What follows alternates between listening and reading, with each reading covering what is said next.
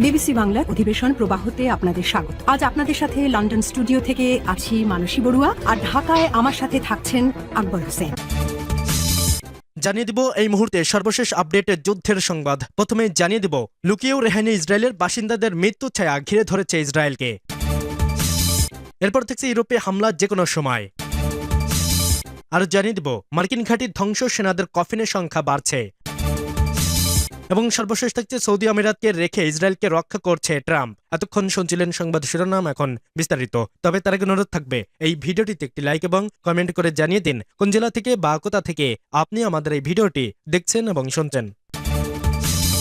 লুকিয়েও রেহাই নেই ইসরায়েলের বাসিন্দাদের মৃত্যুর ছায়া ঘিরে ধরেছে ইসরায়েলকে। এই দৃশ্য এখন ইসরায়েলের প্রতিটি কোণে। সেখানকার মানুষজন ছুটছে প্রাণ ভয়ে, এক মুহূর্তেও যেন স্বস্তিতে ঘরে থাকার সুযোগ নেই। দখলদার ইসরায়েলের মানুষের ঘুম হারাম করে দিয়েছে ইরানের প্রতিশোধের মিসাইল। তারপরও রেহাই নেই তাদের। মাটির নিচে বাংকারে লোকালেও সেখানে গিয়েও আঘাত করেছে মিসাইল। ইসরায়েলিদের এই শেষের যাত্রার সংখ্যা প্রতিদিনই পাচ্ছে বৃদ্ধি। ইসরায়েলের আকাশে ছুটছে মরণের ডাক আর বাজছে সাইরেন। তেল আবিবের রকেট বর্ষণ করেছে প্রতিশোধের আগুন জ্বালা ইরান। আয়াতুল্লাহ খামেনির দেশ প্রতিজ্ঞা করে বলেছিল ইসরায়েলকে সবচেয়ে বড় শিক্ষা দেওয়ার। ইরান সেই লক্ষ্য ভালোভাবেই যে এগিয়ে যাচ্ছে তা ইসরায়েল থেকে আসা একের পর এক খবর এবং ভিডিও তার সাক্ষ্য দিচ্ছে। তেল আবিবে প্রাণ বাঁচাতে নিরাপদ আশ্রয়ে খোঁজে ছোট মানুষের চোখে যে আতঙ্ক তার রীতিমতো ভয়ঙ্কর বার্তা দিচ্ছে। ভিডিওতে ধরা পড়েছে ইরানের হামলায় ক্ষত বিক্ষত হওয়া ইসরায়েল বিধ্বস্ত স্থাপনা হারিয়ে আশ্রয়ের পথে সেখানকার বাসিন্দারা। ইসরায়েলে এরই মধ্যে যেন শুরু হয়ে গেছে মৃত্যুর যাত্রা। ইরানে হামলার প্রাণ হারানো মানুষদের শেষকৃত্য করছে আপনজনেরা, সেখানেও তারা করছে ইরানের হামলার ভয়। যেন শক্করারও সময় দিচ্ছে না আহত সিংহ ইরান। প্রতিনিয়ত হামলা চালাচ্ছে নেতানিয়াহুর রাজত্বে। আন্তর্জাতিক গণমাধ্যম রয়টার্সের প্রকাশিত এক ভিডিওতে দেখা যায় ইরানের ক্ষেপণাস্ত্র হামলায় নিহত এক মা ও তার মেয়ের শেষকৃত্যের সময় সম্ভাব্য হামলার কারণে সতর্কমূলক সাইরেন বেজে ওঠে। বেশ শেমেশের একটি কবরস্থানের দেওয়ালে আড়ালে আশ্রয় নেন শোকর্তরা। কবরস্থানও ভয়ে গুটিয়ে আছে ইসরায়েলিরা। 1 মার্চ শহরটির একটি আবাসিক এলাকায় এই হামলা করে ইরান, যেখানে হামলায় 9 জন নিহতের মধ্যে ছিলেন মা ও মেয়ে। এছাড়া আহত হন আরও 1 ডজন। এদিকে ইরানের বিপ্লবী গার্ড জানিয়েছে তারা অপারেশন ট্রু প্রমিস 4 এর সমাপ্ত এবং 8ম তরঙ্গ শুরু করেছে। ইরান উপসাগরীয় দেশগুলোতে 370টিরও বেশি ক্ষেপণাস্ত্র এবং প্রায় 1000 ড্রোন নিক্ষেপ করেছে।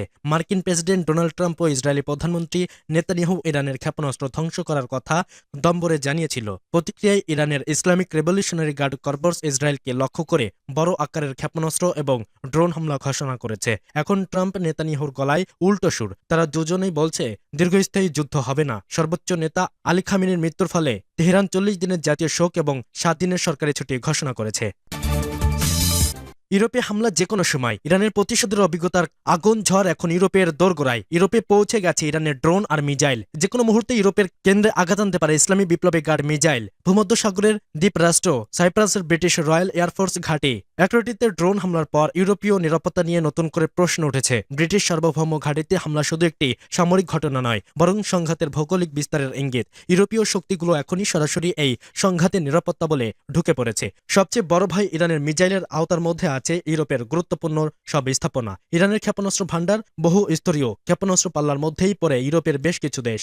প্রধানত 3 ধরনের রেঞ্জ ইউরোপের জন্য গুরুত্বপূর্ণ। প্রথমত মিডিয়াম রেঞ্জ ব্যালিস্টিক মিসাইল, যার পাল্লা 1000 থেকে 2000 কিলোমিটার। এই রেঞ্জের মধ্যে রয়েছে খেইবার শেকান। এর পাল্লার মধ্যে পড়ে সাইপ্রাসের ব্রিটিশ ঘাঁটি, গ্রিসের দক্ষিণাঞ্চলীয় সামরিক স্থাপনা ও তুরস্কের নৌঘাঁটি। দ্বিতীয়ত ইন্টারমিডিয়েট রেঞ্জ ব্যালিস্টিক মিসাইল, যার পাল্লা 2000 থেকে 3000 কিলোমিটারের বেশি। ইরানের কিছু উন্নত ক্ষেপণাস্ত্র ইতালির দক্ষিণাংশ গ্রিস বুলগেরিয়া পর্যন্ত পৌঁছাতে সক্ষম বলে ধারণা বিশ্লেষকদের। তৃতীয়ত ড্রোন ও ক্রুজ মিসাইল। ইরানের শাহেদের সিরিজের ড্রোন কম উচ্চতায় ওড়ে রাডার এড়াতে পারে, যা ভূমধ্যসাগরীয় অঞ্চলে বড় চ্যালেঞ্জ তৈরি করতে সক্ষম। সাইপ্রাস ইউরোপীয় ইউনিয়নের সদস্যরা হলেও দ্বীপটি রয়েছে ব্রিটিশ সার্বভৌম সামরিক ঘাঁটি। আমেরিকা ইসরায়েলের সঙ্গে ঘনিষ্ঠ সমন্বয় থাকার ইরানের দৃষ্টিতে এটি কৌশলগত লজিস্টিক হাব। এটি একটি স্পষ্ট বার্তা যে ইরানের বিরুদ্ধে সামরিক জোট গড়ে তুলে তাদের ঘাঁটিও ঝুঁকির বাইরে থাকবে না। বিশ্লেষকদের মতে ইরান সরাসরি ইউরোপে বড় আকারের ক্ষেপণাস্ত্র হামলা চালাবে এমন সম্ভাবনা এখনই বেশি নয়, কারণ এতে ইউরোপীয় ইউনিয়ন ও ন্যাটো সরাসরি যুদ্ধে জড়িয়ে পড়বে। এটি সংঘাতকে আঞ্চলিক থেকে বৈশ্বিক পর্যায়ে নিয়ে যাবে। কূটনৈতিক ও অর্থনৈতিক পরিণতি হবে ভয়াবহ।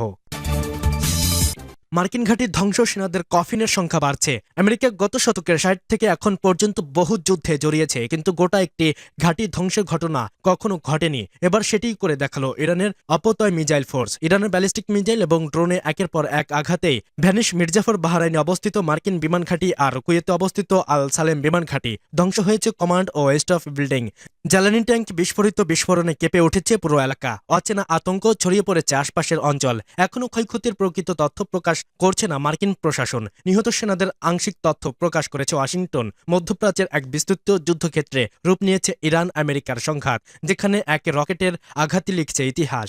সর্বোচ্চ নেতাকে হারানোর ধাক্কা সামলে একযোগে একাই মধ্যপ্রাচ্য কাঁপানো যুদ্ধ শুরু করেছে ইরান। অতর্কিত হামলা চালিয়ে শত্রুপক্ষকে বিভ্রান্ত করেছে খামেনির মতো অভিভাবক হারানো দেশটির যুদ্ধের চতুর্থ দিনেও বিরতিহীন আক্রমণ চালাচ্ছে ইরান।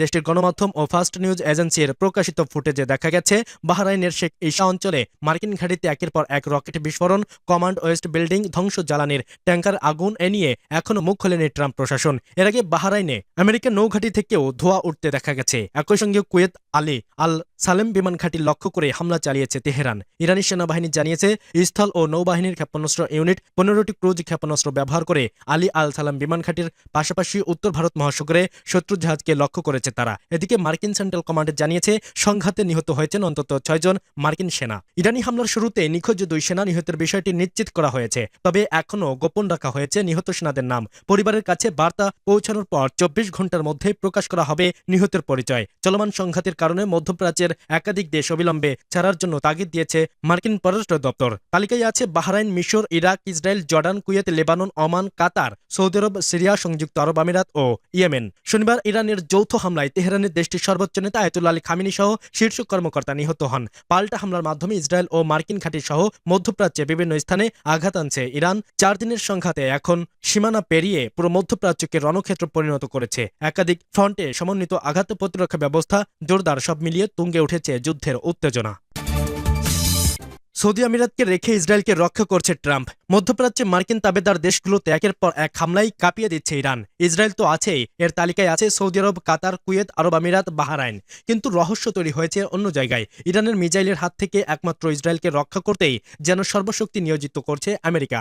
আরব আমিরাত, সৌদি আরব, কাতার, কুয়েতের মতো দেশগুলোতে নির্বিচারে পড়েছে ড্রোন এবং মিসাইল, কিন্তু সেখানেই নেই ইসরায়েলের মতো কার্যকরী মিসাইল প্রতিরক্ষা ব্যবস্থা। শাহেদ 136-এর মতো স্বল্পগতির ড্রোন প্রায় বিনা বাধায় দুবাই, বাহরাইন তাণ্ডব চালাচ্ছে। এরই মধ্যে প্রশ্ন উঠেছে, উপরে উপরে স্বার্থের জন্য বন্ধুত্ব দেখালেও আসলে মুসলিম এসব দেশকে নিয়ে খেলেছে আমেরিকা। প্রতিশোধের জন্য মরিয়া ইরানের সামনে ঢাল হিসেবে দাঁড় করিয়ে দেওয়া হয়েছে সৌদি, কাতার, আমিরাতকে। যুদ্ধের বলির পাঠা বানানো হয়েছে আরব রাষ্ট্রগুলোকে। ইরানের বিপ্লবী গার্ড IRGC বলছে, মধ্যপ্রাচ্য বিভিন্ন দেশে থাকা আমেরিকার অন্তত 27টি ঘাঁটিতে হামলা চালানো হয়েছে, কিন্তু আসল ক্ষতি হচ্ছে সেসব দেশের বেসামরিক স্থাপনা এবং ব্যবস্থা বাণিজ্য। নিহত হচ্ছে বাংলাদেশের মতো দেশের অভিবাসীরা। তেল গ্যাস বাণিজ্য মারাত্মক ধস নেমেছে। অপরদিকে ইসরায়েলে ইরানের মিসাইল বৃষ্টি চললেও দেশটিকে রক্ষায় রীতিমতো 3 থেকে 4 স্তরের প্রতিরক্ষা ব্যবস্থা আছে। আমেরিকার সর্বশক্তি দিয়ে রক্ষা করছে ইসরায়েলকে, যেন নেতানিয়াহুর গায়ে ফুলের টোকাও না পড়ে। আসল কথা হচ্ছে, মধ্যপ্রাচ্যকে নিয়ন্ত্রণ করতে হলে ইসরায়েল ছাড়া কোনো ক্ষতি নেই। কৌশলগতভাবে ইসরায়েলকে যুক্তরাষ্ট্রের প্রয়োজনে উন্নত প্রযুক্তি ও গোয়েন্দা তথ্য বিনিময়ে দুদেশের সম্পর্ককে ঘনিষ্ঠ করে। এমনকি মধ্যপ্রাচ্য সরাসরি শূন্য না রেখেও প্রভাব বজায় রাখতে ইসরায়েল ভার্সের কাজ করে। এই কথাই এখন বলাই যায়, মধ্যপ্রাচ্যে যা আমেরিকা তা ইসরায়েল, আর বাকি সব দেশ প্রয়োজন করে ছুঁড়ে ফেলার বস্তু। যুক্তরাষ্ট্র ও ইসরায়েলের সম্পর্ককে বিশ্বের অন্যতম ব্যয়বহুল কূটনৈতিক সম্পর্কও বলা যায়। যুক্তরাষ্ট্রের প্রভাব সৃষ্টির জন্য ইসরায়েল যেমন প্রচুর অর্থ ব্যয় করে, তেমনি যুক্তরাষ্ট্র তাদের বড় অঙ্কের আর্থিক সহায়তা দিতে থাকে। তবে এরপরও দুদেশের মধ্যে একটি গুরুত্বপূর্ণ বাণিজ্যিক সম্পর্ক রয়েছে, যেখান থেকে লাভবান হচ্ছে যুক্তরাষ্ট্র। ইসরায়েলে IT থেকে শুরু করে জ্বালানি, ঔষধ, খাবার, প্রতিরক্ষা এবং সেবা রপ্তানি করে থাকে যুক্তরাষ্ট্র। যুক্তরাষ্ট্রের জন্য ইসরায়েল বেশ গুরুত্বপূর্ণ একটি বাজার।